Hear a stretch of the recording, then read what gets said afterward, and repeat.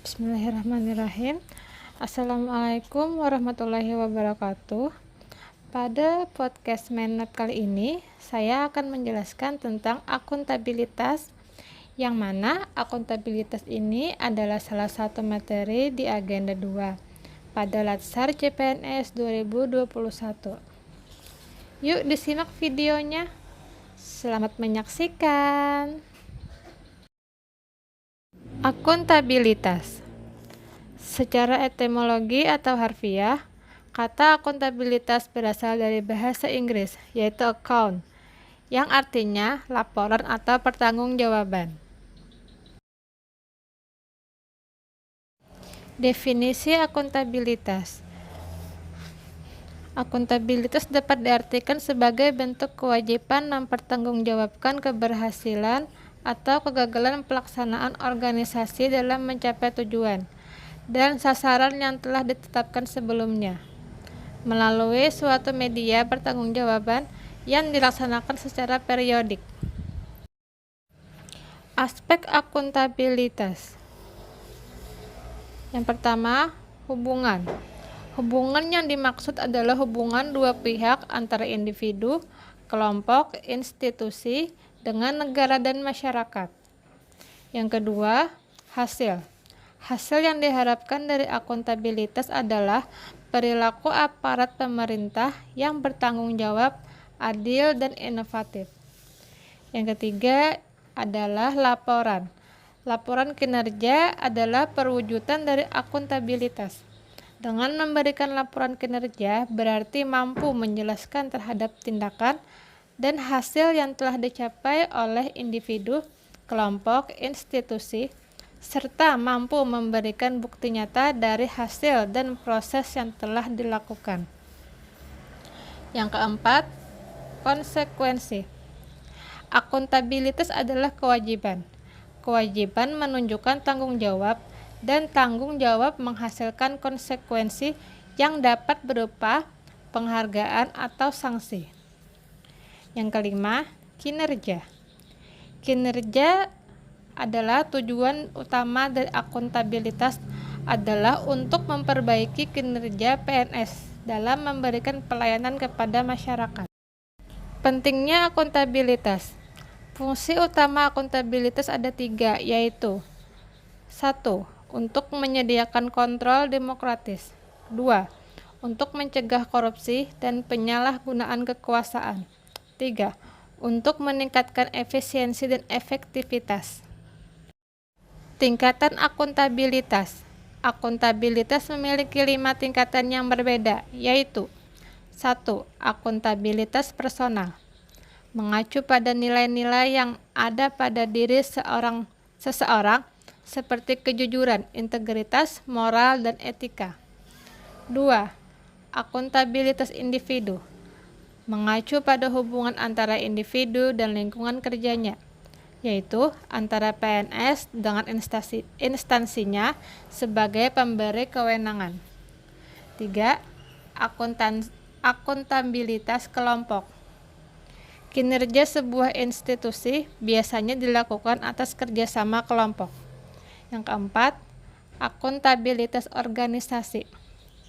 Mengacu pada hasil pelaporan kinerja yang telah dicapai. Kelima, akuntabilitas stakeholder.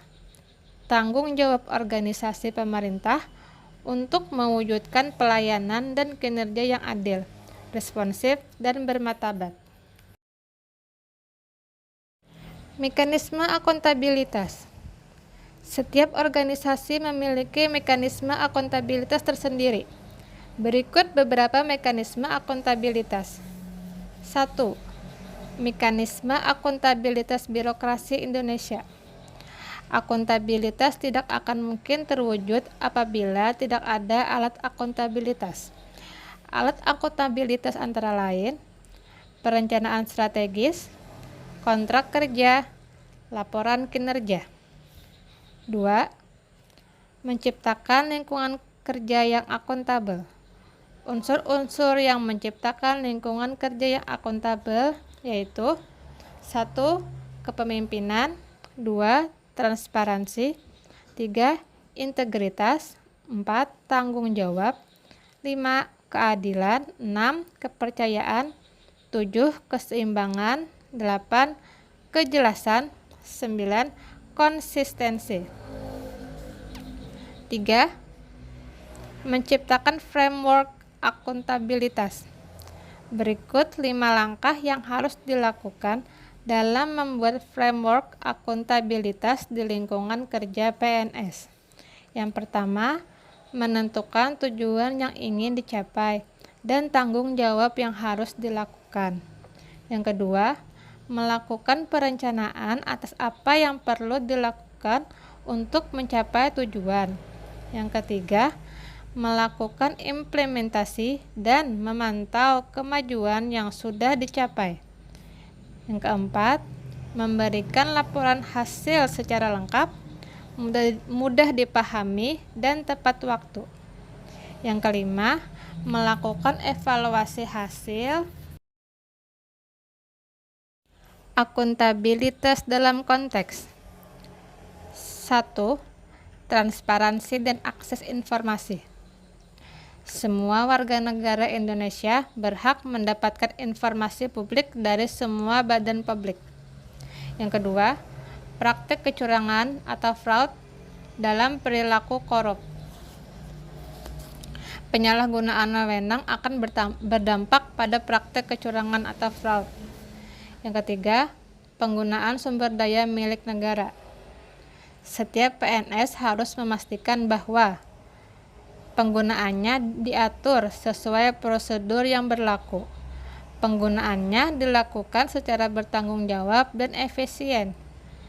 Pemeliharaan fasilitas secara benar dan bertanggung jawab.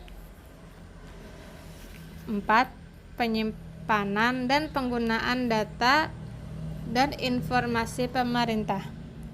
Jadi, akuntabilitas dalam hal ini adalah bagaimana pemerintah atau aparatur dapat menjelaskan semua aktivitasnya dengan memberikan data dan informasi yang akurat terhadap apa yang telah mereka laksanakan, sedang laksanakan, dan akan dilaksanakan. Yang kelima, konflik kepentingan. Situasi yang timbul di mana tugas publik dan kepentingan publik bertentangan. Menjadi PNS yang akuntabel. Pertama, perilaku berkaitan dengan transparansi dan akses informasi. Yang kedua, menghindari perilaku yang curang dan koruptif. Yang ketiga, perilaku terhadap penggunaan sumber daya negara.